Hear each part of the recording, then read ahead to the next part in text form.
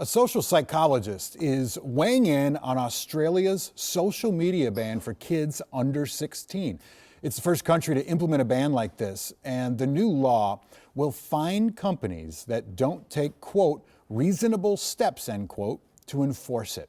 It comes as TikTok says it's restricting how minors use beauty filters. And an NYU professor says this is a needed change. It changes development in almost every way. And what has happened is a gigantic epidemic of anxiety, depression, self harm, and suicide. And it all begins in the early 2010s, just as our kids get their first smart devices. What a topic. Critics point out some children and teens use social media to connect with support systems. Others say tech companies don't have the tools to enforce the ban. And it is no secret, too much screen time is not great for kids, but there's new perspectives on the neurological consequences of too much device time on our brains and how it can lead to behaviors that look like autism or attention deficit disorder. It's topic of the week for the Mom Enough podcast with developmental psychologist Dr. Marty Erickson, who joins us now again. How you doing? I'm doing fine. Thank you for being here. This topic is just near and dear to my heart, and it's not just about children, because this is really about families. It's about every age, and I don't want to give advice about how to limit your children's device use, but how to really take this on as a family, and I just think that's an important point to make. I think it's the biggest topic for young parents today, period. Well, How I do think you it's deal a with huge it? topic for everyone. Sure, Sure. sure. Even people who are not parents. Right. Because we're all addicted. Okay, so you're holding a book in your hand. I am. Tell me about this Yeah. book and kind of what's in it, please. Yes, the book is Your Stone Age Brain in the Screen Age, Coping with Digital Distraction and Sensory Overload. The author is Richard Cytowic. He's a professor, a neurology professor at George Washington University, and the book was published by MIT. Now, he does, I noticed in the intro that you mentioned that people can develop behaviors that look like autism or ADHD, and I just want to add a word of caution, Yes. kind of qualification about that, Yes. because he's not saying that this causes autism. Looks like, That would be, and so that's really important, because Right. people can take that and run with it in a direction that really doesn't match the research. Yeah. But we do see behaviors that look like that. And What's we the don't- connection so- between our sort of ancient biology and these new tech? Well, our ancient biology is what we still have. Our brains are very much the same as they were in the Stone Age. And so our brains are conditioned to be on alert, to be on guard. And when something novel happens, we perceive it as a threat, maybe sometimes as an opportunity, if we're out hunting or whatever. But we are geared to react.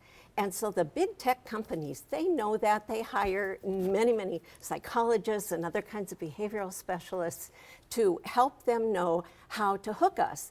And think about when you're on your laptop or your iPad or phone, whatever it is, things are popping up all the time. And your eyes and your brain are just jumping from one place to another. And that exhausts our brains. Our brains have a limited capacity for work and for responding to what we perceive as threats. And so we're really becoming exhausted, for one thing, and it's interfering with our focus and our working memory. And I'm saying us, because I'm talking about kids and even old people like me. Sure. You know? You think about it from an ancient standpoint. It's like if you're fishing, and it's that exhilarating rush of catching the fish and get it in the boat. Sure.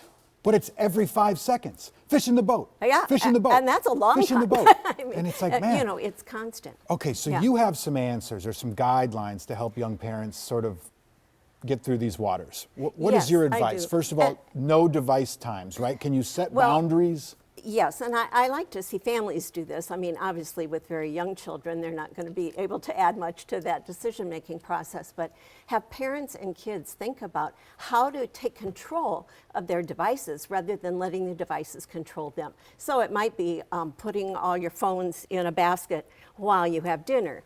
That would be a minimum place to start. A lot of families like to do green hours where they go outside and do something fun, maybe before dinner, after dinner. So be creative about how you do that, but do it. What about settings on the phone? How should parents get familiar with that? Well, that is really important because it's the settings give us a lot of power, but so often we don't use them. So turning off notifications, I mean, I'd have to go through a long laundry list because there are lots of different devices. But take the just time. learn about it. Right. Learn about your devices. Your kids can probably teach you, but make a plan and make a commitment to turning those things off. How much time should you give younger kids?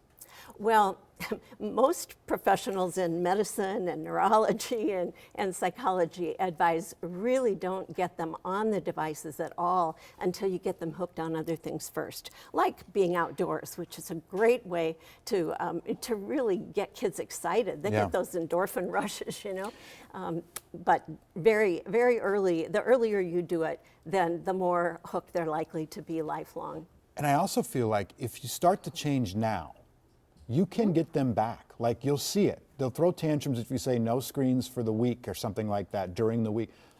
They get ornery. Yeah. But then all of a sudden you see a transition where it's like, oh yeah, I'm having fun doing normal sort of pre-phone stuff again. Yeah, that's true. And that's true for adults again, too. I mean, we just have to look in the mirror because we're not going to have any success getting our kids to change their behavior if we don't also do it. This is not good for any of us to be, I love my devices. Don't get me wrong, I'm not a Luddite, Right.